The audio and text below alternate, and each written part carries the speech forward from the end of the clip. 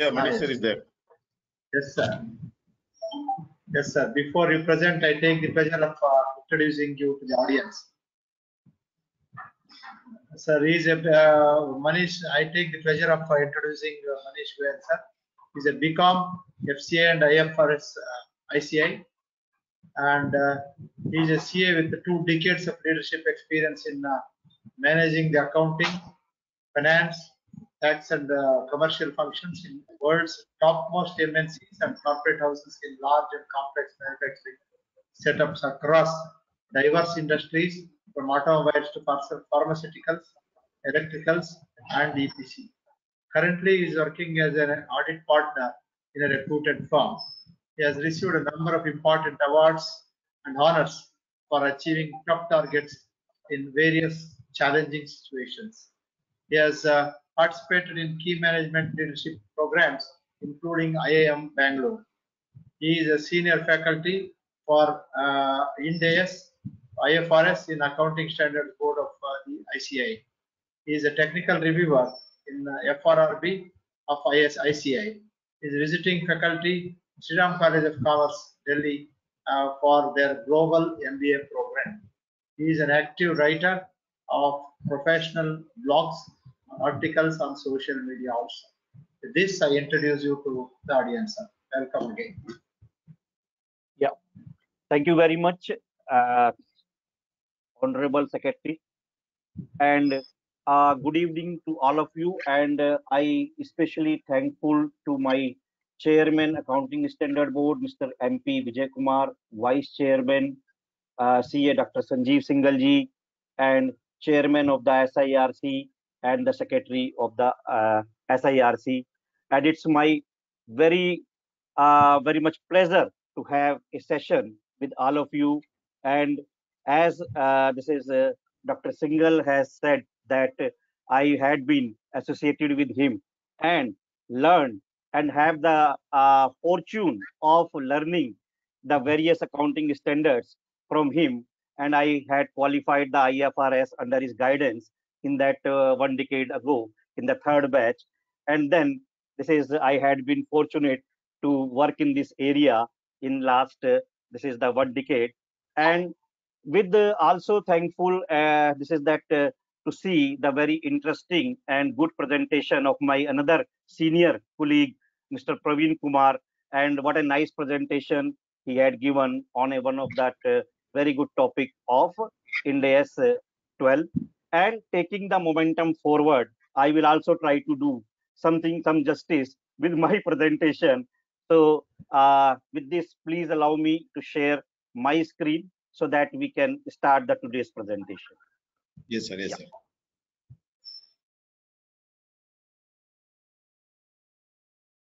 Yes, sir. It's visible, sir. Is it visible?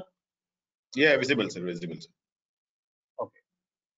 But it is not visible on my computer. So that's why. Yeah, you can't see, sir. You cannot able to see. Yeah.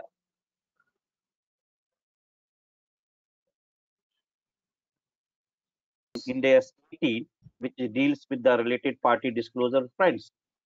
This is also one of the very widely used standard, and all of us are using this standard in most of the cases in our respective professional capacity.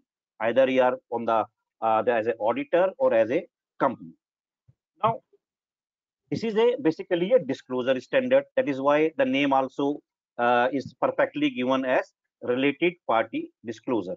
And the objective of this standard is basically that to properly disclose the related party relationship and how they are having or they could materially affect on the profit and loss and the financial position of the entity, right?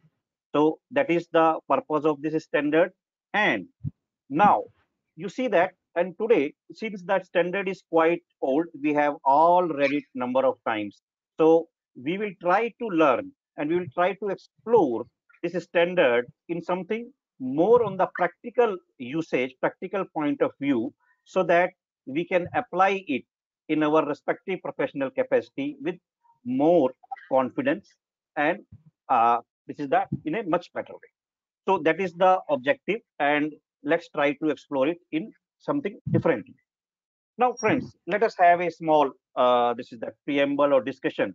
You know that this is how that in we understand the related party relationship and how it may or they may affect the financial position and the profitability of the various related companies. For example, a subsidiary, you know, a subsidiary may sell the goods to its parent at a lower price, right? On which it would not be selling to the other non-related customers in the usual course of business, right? So therefore, now we can have the that is that feel the impact, or we can analyze the impact, because whatever sales the subsidiary is making or had made to its parent at lower price, that will affect the profitability of the subsidiary to that extent, correct? Same way, that is that a parent may sell the goods to its subsidiary at little bit higher price, at which it won't be able to sell it in the normal business cases. So that impact of the this related party can be quite substantial, and that we should also note that the the impact on the financial position or on the profitability of the reporting entity because of its related party relationship, right, can be material, not only when they have the you know the transaction in among themselves, in between them or among themselves, but that mere existence of the related party relationship may be enough to impact the profitability of the reporting entity. How? Right now, you see that I'm sharing that one of the real life my experience or example of this is that of the corporate world in industry. Right now, suppose I'm just giving some thoughts or some facts. Like, see that you can still be on last page, Selva.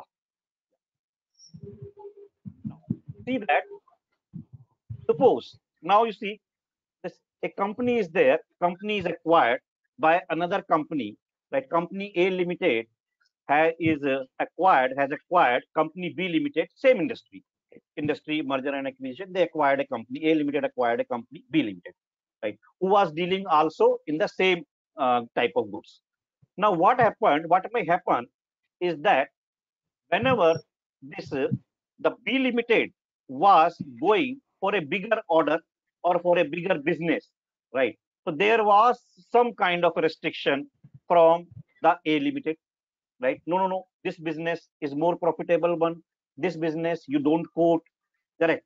So that in that case, certain times that the B Limited, that is that company which was acquired, was not able to operate to its full potential, not able to operate in that all the markets, not able to operate this is that code for the profitable business, because there was some restriction, some obstacle was put in place by the this is the new parent company. So that's how you can see that how important it is for us to understand the related party relationship in actual situation or in the reference of that company more in detail, because it can significantly affect the profitability and that this is the financial position of the reporting entity, right? So that is why that a full standard that let us try to explore that how that related party disclosures made by a company in its financial statements in their financial statements can be important and can be very important, right? Now I am sharing that this is an annual report of a reputed this is pharmaceutical company, right? So, and you know that a company, as per the Companies Act, this is all companies have disclosed that the this is that related party contracts in the form number AOC 2, right, as per section 188 of the Companies Act. Okay. Now, this is read. This is the first. Now, this is that AOC2 of this pharmaceutical company of their one of their recent annual report. Now, what the first statement the company is making? The company is making a first statement that what there are no contracts or arrangements entered into by the company with the related party referred to in subsection 1 of section 188 of the Companies Act, which are not at arm's length. Can you understand? Right? That is, let us try to understand. Now, is it not a very big statement? The company is making a very bullet statement. The company is making a very bold statement. See, sir, we are a good practice company. All our related party contracts are at arm's length. We have no contracts to report which is not at arm's length as far as our related party transactions or contracts are covered. So it gives a immense kind of a comfort to the various stakeholders or the financier or investors in this company. Can we move it to next slide, Selva? Selva?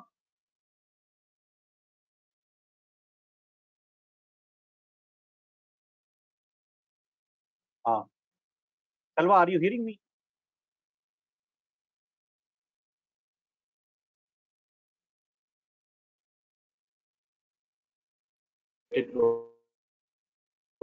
Secretary sir, can you request him?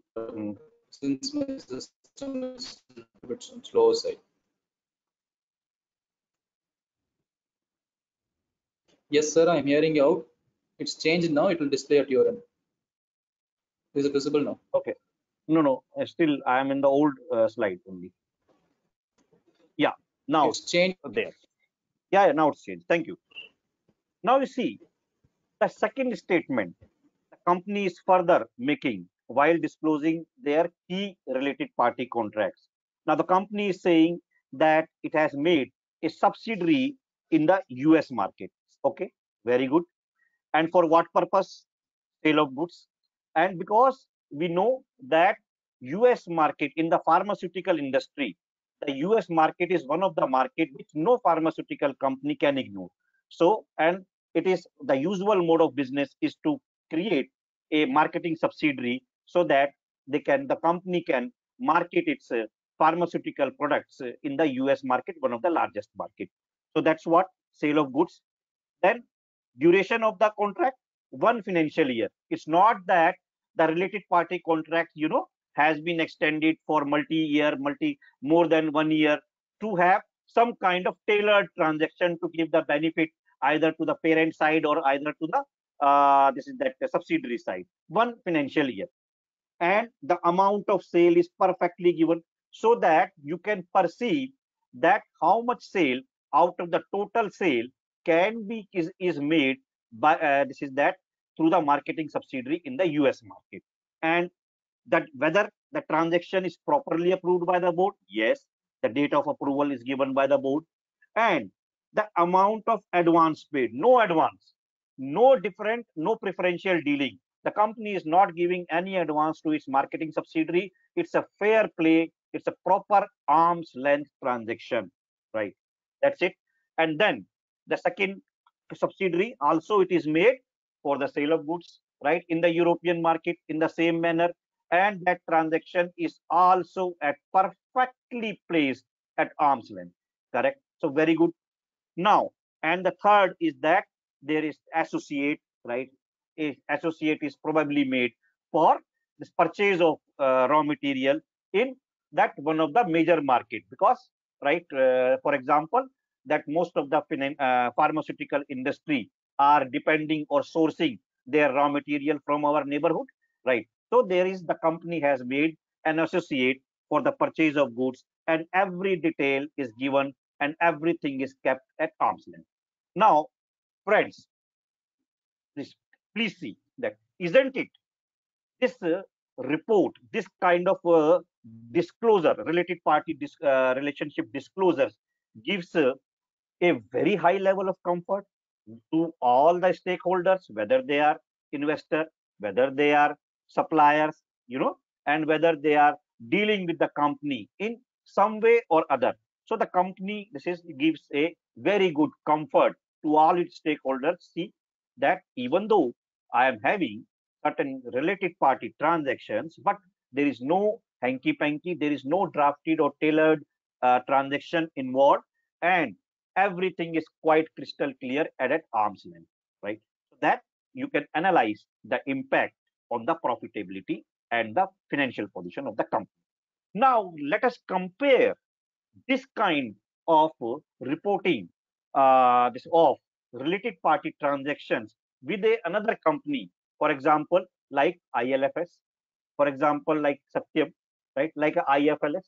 So where that the company has number of subsidiaries, number of associates, number of joint ventures, and a company like who is basically made to fund that the various infrastructure companies like an NBFC, what business it have to create such a large number of associates, subsidiary, multi-layers subsidiaries, and what happened is suddenly 91,000 crores rupees have been gone to these channels. So that's the kind of that we should be able to see that and analyze that what is the related party disclosures are going to be how to analyze those related party transactions, so that we can analyze a company, right, in a in a actual way, in a factual way, right? So that is some kind of thoughts, right? Now, right, okay, thank you very much. Now let us have some important scope limitation for this standard. Every standard have some applicability and some kind of scope limitation. So generally there is no scope limitation. Scope is pretty wide, but there are two important, right? This is the carvings, and one important carving is there, is which is related to compared to the elder brother, this is the IAS. Now, what is that? Is that the India, this is in Indian standard, they have given a incorporated a condition that in case a statute or regulator or similar kind of a government or competent authority, right, is prohibiting the entity to disclose certain information, right, which may be confidential, which may be of national interest, right? So that they say, okay, if some law or some statute is prohibiting you to disclose certain related party transactions or information which otherwise the standard is requiring to disclose, please don't do that. Because anyway, general rule we all know that law, in case of conflict, law will prevail over the standard. So that is keeping that concept in sync. So they have provided this this is the prohibition or limitation. Now there is a logic, right? There is a very correct logic that standard setters of India, right, have done it. This is the justice, and they have very correctly done this kind of carving. Now, why is that? Now you think one example may be banks. Okay. Now this is there may be the directors of the banks, or there may be a lot of KMPs in the banks, right? Just because they are in the KMP and they are the related parties in case of a bank, do they need to disclose their financial transactions in their annual report? That is their personal thing, correct? Not logical. So that's very correct kind of a carving placed in the standard. Second is that similar situation may also be there in case of hospital, right? Correct. We agree to that. Now there may be the doctors, there may be that the key staff of the hospitals who may come under the definition of related party. Whether this they need to disclose their medical history or some kind of their dealings, right, with the hospital in their individual capacity, right? Absolutely not required. So, and similarly, a third situation may be that where a kind of a company, government company, right? One government company may be having some dealings with another government company, so that that may be of national importance and that may not be right to disclose the same. So the standard has given, the Indianized version of the standard Indian GAAP has given a correct adjustment, that by providing that in this kind of such certain situation, that you may not like to disclose, you may not be required to disclose what otherwise in normal situation you would you would be required to make the those kind of related party disclosures. So that is the scope limitation. So Selva, please help me to move to next screen. Done, sir. Yeah, thank you. So now let's try to now explore the standard further. Now definition of the related party. Now related party, you will agree that a related party may be either a person or an entity. Correct? There can be only two possibilities. So a related party in relation to a reporting entity may be a person. Understand the definition of a person in relation to a reporting entity, under what circumstances a person can be held as a related party in relation to a reporting entity. A person, and the standard says that a person and his relatives, right? We will see that what constitute the relatives. A person and his relatives of that person can be held, can be taken as a related party in the following three conditions, in the following three circumstances. When, what are those circumstances? When he has a control or joint control of the reporting entity, right? He has a significant influence over the reporting entity, or he is a key management person of the reporting entity. Only in these three conditions, a person can be treated, can be taken as a related party in relation to a reporting entity. Now, this is that to avoid any confusion, what constitute control, that is also clearly defined. That is, this is ownership. One way of having the control is ownership, directly or indirectly.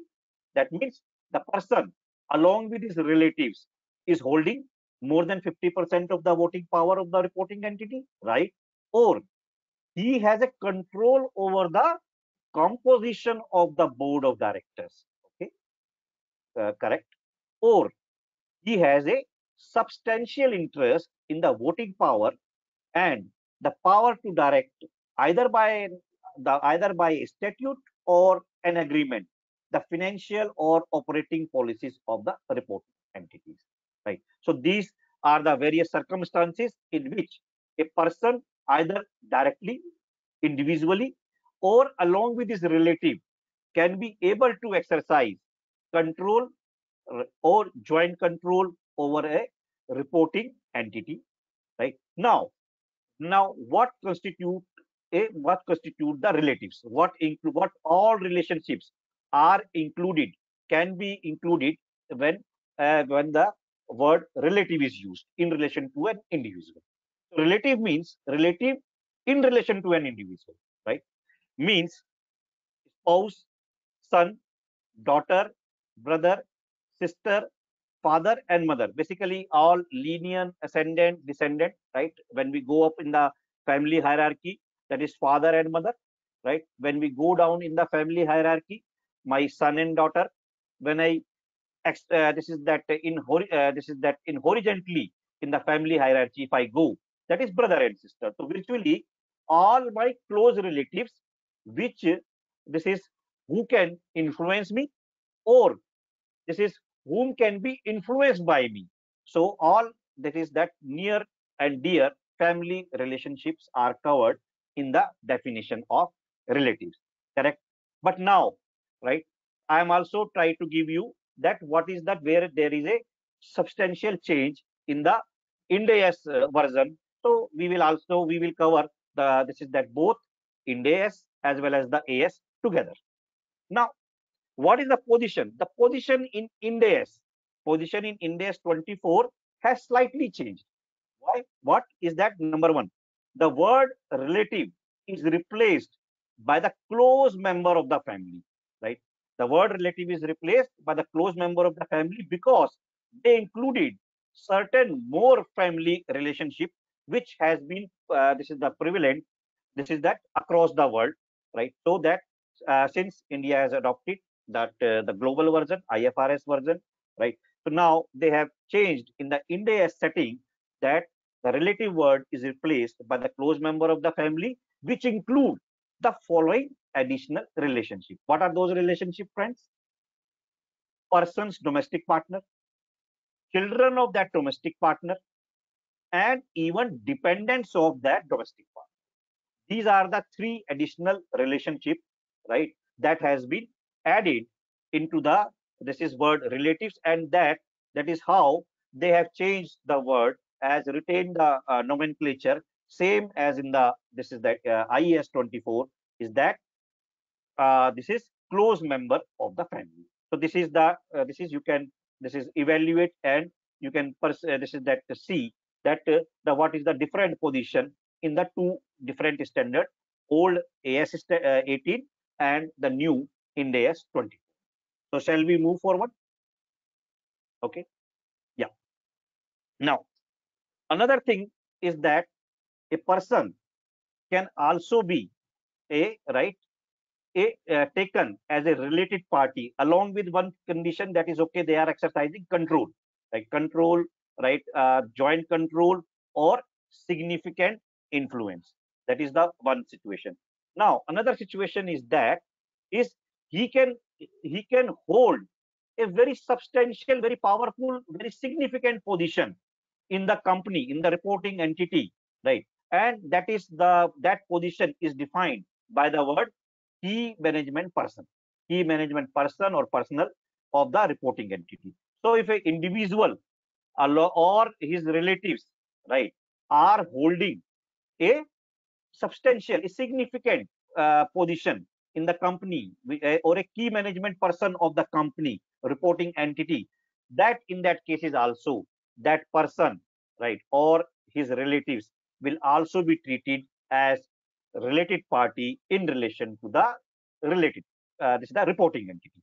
And now what is the definition of the KMP in our old Indian GAAP, which is basically AS 18, is KMP are those persons who have the authority and responsibility for planning, direction, and controlling the activities of reporting entity. That means the person who are basically controlling and responsible for driving the economic activities of the company, right? And another point is that relatives of the KMP are also treated as KMP.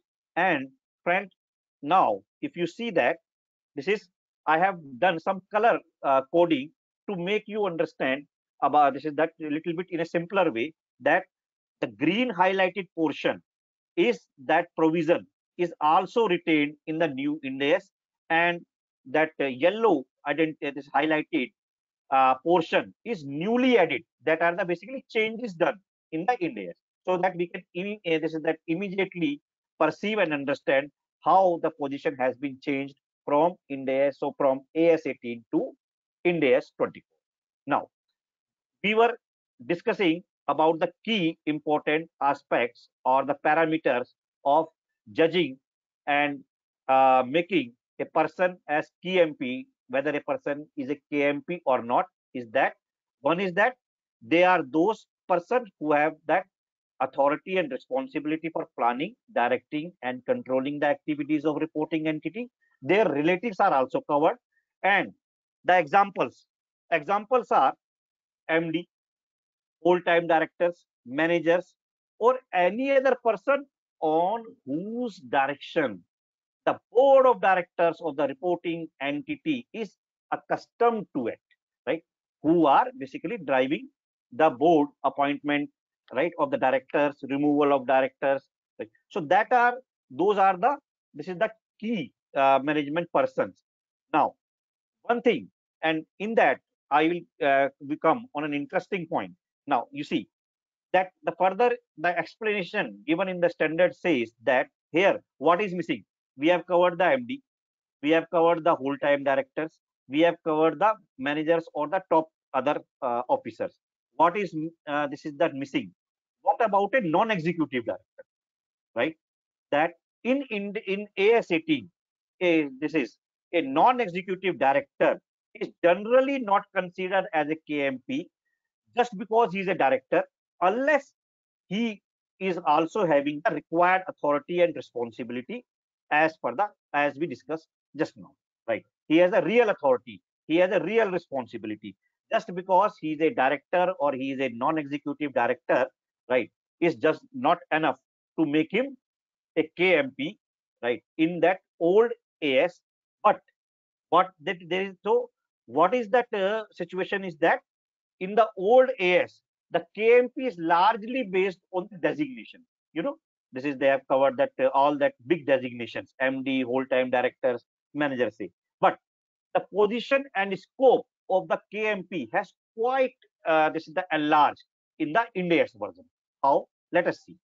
So first is that first basic condition remain the same. That is who has the power and responsibility for planning, directing, and controlling the activity. That is they have retained. That's okay. That's a basic condition. But they have further enlarged the scope of KMP that by adding the words directly or indirectly, including any director, whether executive or otherwise, of that entity. Now you see how this is that sufficiently they have enlarged the scope. Right? It's now pretty wide. So they have said directly or indirectly, and they have include any director, whether executive or otherwise. They did not make now. They don't make in the Ind AS version. They don't make any. The standard is not making any differentiation between executive director or a non-executive director, and that is how the logic is there. That amendment also is in sync with our increasing corporate governance focus, right? Because now even that non-executive directors are also sharing good amount of responsibility, right, for the corporate governance. So that is why they have said no, any director, whether it's a this is executive director or a non-executive director, are equally to be treated as the KMP. Now, secondly, is that what about the directly and indirectly? What is the meaning of the word directly or indirectly? You see, there is an interesting logic behind it. Now, what?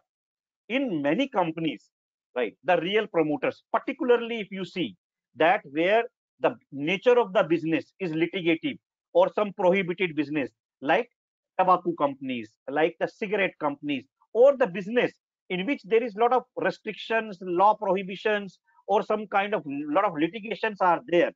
The real this is the promoters or the real this is the power centers or the position key people may not hold, may not take those that the titles, right, big titles, correct. And the standards, this is that C feels how many titles we keep on adding in the standard. So they say they are becoming title free. So they have said no title is important, substance is important rather the form, right? That is also in sync with our in this the gap principle, right? So they have said no designation. We will see the real power, we will see the real functions, we will see the real responsibility, we will see the real authorities and what kind of work they are doing, what kind of role they are playing in the operations of a company. If they are running an important role, then whatever maybe their designation, no matter, they will be treated as KMP. And that is why they have added the word directly or indirectly. Hope you understand. And relatives and close members, right, are also there. So that we have already covered. And there is one important change, additional important change has been made in the Ind AS setting. What is that? Right. KMP of the parent are also to be treated as KMP. It is correct, na? It is right. This is that amendment. So this is that not only the KMP of the company, standalone company, right, reporting entity, even if that the KMP of the parent company, they are also right, the KMP, right? You cannot avoid them. You have to follow their direction. The subsidiary KMPs have to follow the directions of the parent KMPs. So they say this is even the KMP of the parent are also to be treated as KMP. These are the two very important logical changes have been made in the Ind AS. So hope that is that our friends sitting in the audience have able to appreciate these two changes and the transition from AS to Ind AS. So next slide, please. Yeah. So with this, we are clear, right? Why that to understand correctly the related party relationship, right, is very important to analyze, to see the true and fair view of the financial statement, and what could be that, how this is, what are the relationship, what are that this is that relationships which can be taken as related party, right? Well, in case of person, how, where and when a person can be this is the treated, to be treated as KMP in relation to a reporting entity, and in under what circumstances, and another independent entity will be treated as a related party in relation to a reporting entity. Up to this, that position, this is clear to us. Now let's moving ahead further in the subject, that the definition of the related party transactions. Right now, what could be the related party transactions? The standard basically says that the following transactions will be basically taken and should be taken as related party transactions. Now, in relation to an entity, person we have understood. Now, how an entity can be treated as a related party in relation to a reporting? That, let's see that. One, entities that directly or indirectly, through one or more intermediaries, control or are controlled by, or are under the common control with the reporting entity. What does it mean? Right? It means simply, in a simple language, it means, this is very simply, this includes holding companies, subsidiary companies, and fellow subsidiaries. Now, with the help of a graphic presentation, right, it will be very easy to understand. Now, if you can see in the center, below in the figure given below in front of your screen, there is a reporting entity which is highlighted by a green color. Now, if you see in the this is that organizational hierarchy, this reporting entity can be have the following kind of related party relationship with the other entities. How? Right? Either, right, this is it can have the holding companies, right, going up in the this is that hierarchy, corporate hierarchy. So it can have the holding companies, that is immediate holding companies, ultimate holding companies, any layer of holding company. So all this is that H1 and H2, if there is our holding companies, that will be related parties. And right, similarly, if it has a subsidiaries or a step down subsidiaries, correct, subsidiaries and multi-level subsidiaries, so all its subsidiaries down the line will also be related party, right? Or it can have the fellow subsidiaries, that is companies, this is entities under the this is that common control, correct? So whether this entity is controlling the other entities, right, having the subsidiaries, or is controlled by another entities as its parent entities, or that entity is under the common control of a this is the parent, common parent, right? Then, or that is fellow subsidiaries. In all the situations, that all such independent entities will be taken as the related party. So hope this is this is clear to you. Now next slide.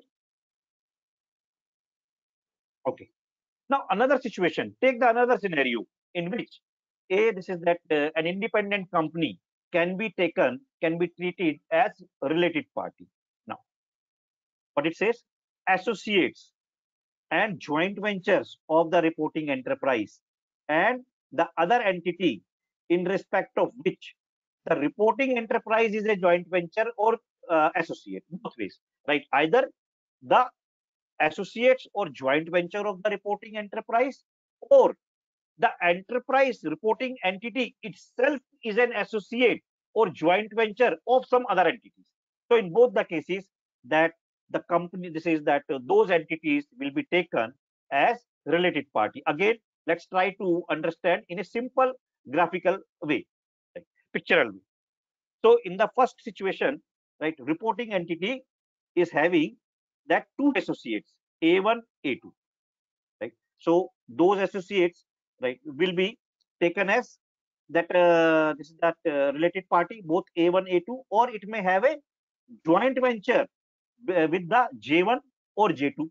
So both that the J1 and J2 will also be the related party to RE, reporting entity. Or there may be another situation that there is a entity E1, right? That entity having a joint venture with this reporting entity. So then E1 and RE reporting entity will be related. Or there can be another scenario that there is an entity E2 which is an associate of the reporting entity. So E2 and RE will be also be that is the related party of the reporting entity. So that there can be three possible combinations. So that is also has been depicted. Now, next slide, Silva. Right. Then there is another scenario. Now you see is that you are a director of a company, right? Then, but you are also a director in another company, right? Owner director. That is, you are owning another firm or owning another company, correct? Or your close relatives are this is the owner of another company. So whether they should those entities should also be taken as a reporting entity, yes or no, right? Absolutely, logically yes, because that are also nothing less than the companies under the common control, right? A person is having two companies, controlling two companies, so the both are under the same control, and then the both should be treated as related party. That is the scenario they are trying to cover in the third situation. Now what it says, entities over which any KMP or relatives, KMP as well as their relatives or major shareholders, that means associate, this is the substantial significant influence kind of relationship they are covering. So KMP, relatives or major shareholders of the reporting entity are able to exercise significant influence. So we have covered the holding subsidiary control, that which are fully controlled, then relationship, then we have covered the joint ventures, right? And that significant influence direct, but these are the indirect holding of significant influence, right? By having this is that control over the other entity along with the this is the reporting entity. So that in those cases also, that is those enterprises will also, those entities will also be taken as related party in relation to reporting entities. That means that this is that there may be two possibilities. The enterprises owned by the directors or their or major shareholders of the reporting entity, right? Very clearly. So they will also be taken as related party, or the enterprises that have a common KMP with the reporting. So both the possibility they have covered. Either the KMPs or directors or the major shareholders, they have the another this is the significant interest or control in the other entities, right? Or they have a common KMP, right? That is also to be taken, both the entities where the common MP this is that KMPs are there to be treated as related party. There is some important exception that we will discuss, so that after that this is you will be completely clear. So next slide. Now let us see that we have now defined and understood that what should be the related party, or what should be the related party, how to identify the related party relationship and the related parties, right, in relation to a reporting entity. But the standard further clarifies and gives a lot of guidance, very clear and crisp guidance, that to avoid any confusion and to provide the ease of implementation, that by providing a good guidance, clear guidance, when what should not be taken as related parties. That is that. So let us see that what are the transaction and what are the situation relationship where it should not be treated as related party. The following relationship shall not be treated as related party. The first and foremost under this category is common director or common KFPs. And read the red, this is the line with patience, that unless the common director or KMP is able to affect the policies of both the companies in their mutual dealings, right? So now you can relate. If we see in the third related party concept, is that where it is said that common director, common KMP, right? If there, then the two companies shall be treated as a related party. And here we are talking something different. But there is a very clear, harmonious interpretation. The standard is very clear. Understand the intent. The intent is that just because a person is director in more than one company, now there are, which is quite common in the modern corporate world, a person can be a non-executive director, a person can be a director in more than one company. But just because he is a director in more than one company, that does not automatically make that the two entities as related entities, related party entities, unless that the common director or the common KMP is able to exercise the control over both the entities. Correct?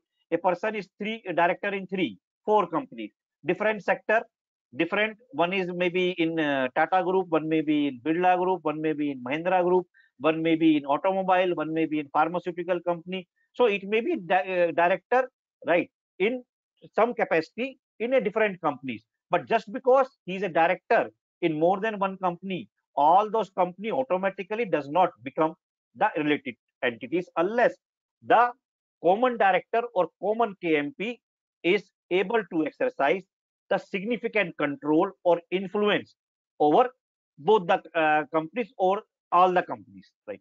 So that is the important, this is that point we should take care, right, when we analyze the common director, common, this is that KMP relationship.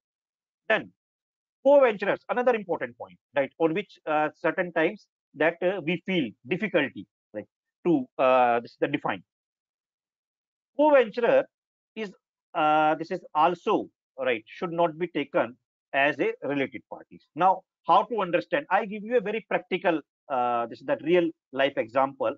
Now you see that there is a company like this is that automobile. There is a company Subros Limited. Correct. What is that? Subros Limited is a joint venture between the Maruti Suzuki of Japan and also the Denso Motors of Japan. Right. Correct. Both have that the stake is there in that company along with the Indian company that is Suris.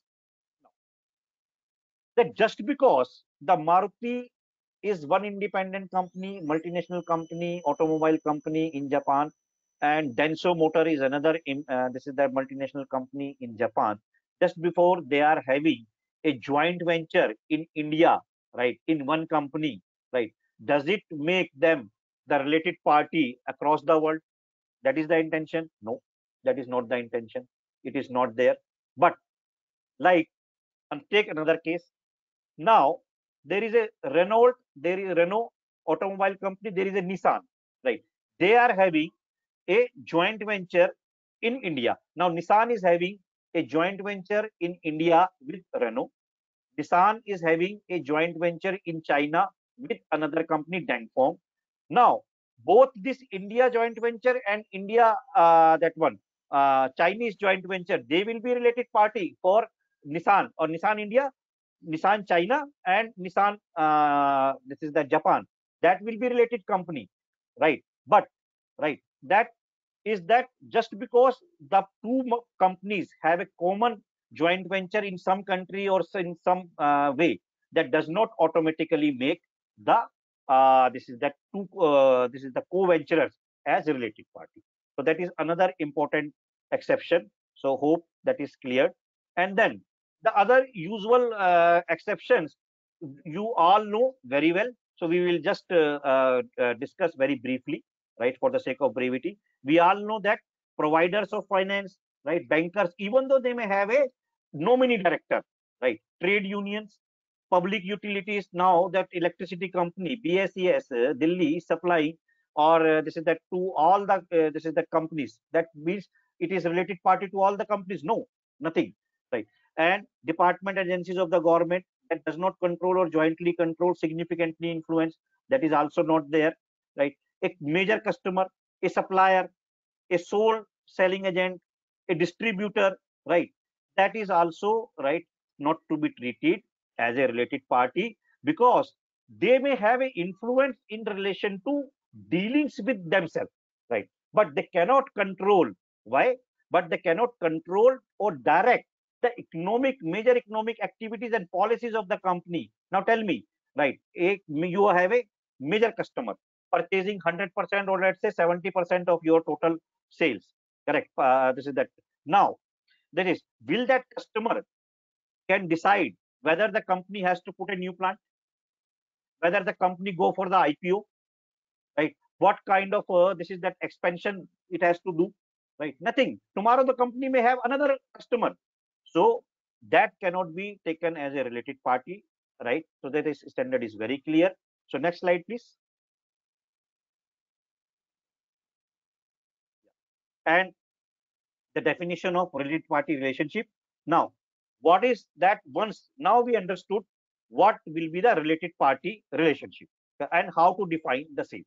Now, when we define the same, then what can be treated as a related party transaction between the two related party? The standard says a related party transaction is a transfer of resource or services or obligations between a reporting entity and a related party, regardless of whatever price is charged. The price is not a criteria, right? If there is a transaction for the transfer of resources, transfer of or providing of services, right, or any other obligation, right, then that has to be taken as a related party transaction, and that has to be properly disclosed in the financial statements of the reporting entity, correct? And what could be the examples? The examples are purchase and sale of goods, purchase of property and other assets, rendering or receiving of services, agency arrangements, leasing, hire purchase arrangement, any other arrangements. Virtually it covers, it is such a big definition, wide definition, it basically covers all kinds of transactions between the related party. So that is this is that very clear, and we will see some more if this is that in way of some small exercises. Now next slide, Selva. Right. Now we are clear why related party relationship is important to understand. Now we are clear what could be the related party for entity, for a person, in relation to an entity, in relation to a person, right? What could be the related party situations, transactions, right? Now let's come to the main purpose of the standard disclosure. At the end, now it is very important not only to understand that and correctly define the related party relationship and transaction, it is also equally important to disclose it properly as well in the financial statement. So disclosure is also a very important part. Now let us see, and the disclosure is also based on the type of this is the relationship. Now if the relationship between the two related parties are control based, right? Holding subsidiary holding, then all related party relationship and nature of relationship need to be disclosed in the financial statement, even if there is no transaction with them. Right?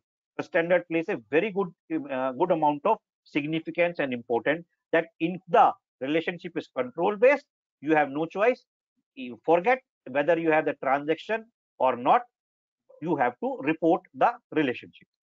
But if the significant relationship, related party relationship is significant influence based, then what? Then they say no.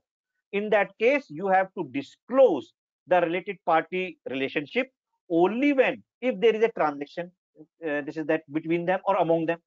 Very clear. Otherwise, that the balance sheet will run into the pages or there is no purpose will be achieved logically. And if the relationship is KMP based, third category, then entity shall disclose the KMP's remuneration and the borrowings due to their fiduciary relationship. Right now, just let us share a very important, a very interesting fact. When that many of us might think initially when we started analyzing, reading the balance sheet, why that there is so long list of, if you see the bigger companies, many pages are given in the, this is basically holding subsidiary, even though there is no transaction. This is the rule, this is the standard, right, provision which directs that even though you don't have transaction and the relationship is control based, you have to disclose, right? And then same is the KMPs, that all the key KMPs we are seeing their remunerations, their perquisites in detail, in big details in the financial statement. So those disclosures are drawing the strength, right, from these provision of this standard. So next slide. And the disclosures again they continue when there is a related party transaction, a relationship, then you have to disclose the key information, name of the transacting party, description of the nature, right, and the volume of transaction, any other element. These are the usual transactions which is, but mark the two important disclosures. We have to focus and see whether the last two type of disclosures are there in the financial statement. If yes, we have to read them carefully in between the line and take the informed judgments, right? What is that? The amounts of outstanding items pertaining to related party at the balance sheet date and the provision of doubtful debts. Now there are the same management, same control. Now there is a intercompany transaction, holding, subsidiary, associates, fellow subsidiaries, between the intergroup also there is some kind of doubtful debts. Should we raise our eyebrows? Should we raise our curtains? Right? Definitely yes. Correct. We have to go in detail. We have to see and analyze the risk. Right? What kind of risk and the future risk the entity might be carrying. And second, which is more vulnerable, more important, if there is amounts written off or written back, right, in the period, during the period of reporting in respect of these related party, then we have to be utmost careful and we should do a fair analysis, detailed analysis to this is the quantify the risk or make the proper disclosure, right? So that's the two important disclosure we should always keep in mind in relation to related party. And next, please. And assumption that we have already discussed, that is confidentiality, government, or that is government, or because of the this is that next this is the important situation that is we have already discussed. So very quickly, just to test or refresh our knowledge, just we will do some small exercises, very simple and very refreshing one, and then we should be able to this is that have a good understanding at the end of the day. So move next slide. Now there are certain related party relationship. So whether they are there is a related party relationship. Let's quickly see one by one. A Limited is purchasing 70% of total sales of B, right? Whether A and B are related party, yes or no? No, right? We have already seen major customer, major supplier, major vendor. No, that will not be taken as a related party. X is the sole selling agent, obviously, of Y. So X and Y will not be this is that related party. Correct? That we also have clearly understood. Mr. A is a non-executive director of in A Limited. Now this has two applicability, different position in different gaps, in different position in AS and different position in Ind AS. In AS, right, it is A is not a related party, right, is a non-executive director, right, but in Ind AS, all directors are covered. That this is whether executive or non-executive. So in Ind AS, the A is a related party. In AS 18, he is not a related party. Correct? Can you see the difference? Next, Mr. B is also, Mr. B is a stepchild of Mr. A. A is a director. Correct. Now, here again, also the position is different. In AS, right, domestic partner, all those relationships were not included, are not included. So in AS 18, B is not a related party, but in Ind AS, all those domestic partner relationship are specifically included to enlarge the definition from relatives to close member of the family. In that Ind AS, that B will be treated as related. Next slide. Now, in this, we have seen that some kind of related party transactions, we are extending the list. It is given in the standard. So in the following cases also, that if their related party relationship is there, all this transaction will be covered in the related party transaction, transfer of research and development, payment of royalty, transfer under license agreements, transfer under financing agreements, right, provision of guarantee, collaterals, management contracts, including deputation of employees, right, everything virtually is that this is covered in the related party transactions. Next slide. And last slide is this, is that whether that A Limited is need to make related party disclosures in the following cases. It has the certain related party transaction relationship. A Limited is an associate of B Limited, and there is no transaction with B Limited during the year. Now tell me, friends, whether this relationship is required to be reported. Definitely no, because it's a associate and not a control based significant influence, and there is no transaction. If there would be a transaction, then definitely yes, but since there is no transaction, no. A Limited is a R&D company producing defense goods for the government. Now that there is a restriction on the confidentiality and national interest, so in the Indian setting, not required, right? That will not be permitted. And lastly, A Limited is taking KMP services from C Limited. Here there is a change in situation in that AS corporate KMPs concept was not there. In the Ind AS, the concept of KMP has been enlarged significantly. So in the Ind AS setting, even the corporate, even the entities, KMP entities will also be covered. With this, that's a good. Shall we close, Chairman, sir? So thank you very much, sir, on behalf of SIRC and attendees. More than 450 attendees were there throughout almost.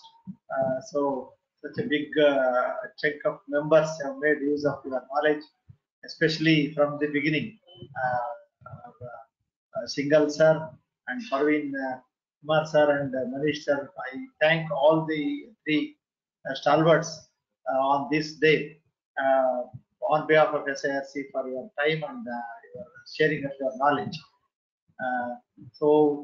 And also I thank in absentia MP Vijay Kumar sir for setting this program on behalf of ICI. So I thank ICI also for sharing this platform with SIRC, and I thank Chairman and SIRC office for their support, and also Selva to manage the technical snag also to see that the object is served, purpose is served. So thank each one of you, the delegates, for your support, and please keep supporting our programs. Thank you one and all. Good night. And Thank you. happy. Thank you. Thank you so much, sir. Thank you. Always looking forward whenever you require us. Thank you very much. Thank you. Definitely. Thank you, sir. Thank you so much. Good night. Queries we can forward to the other private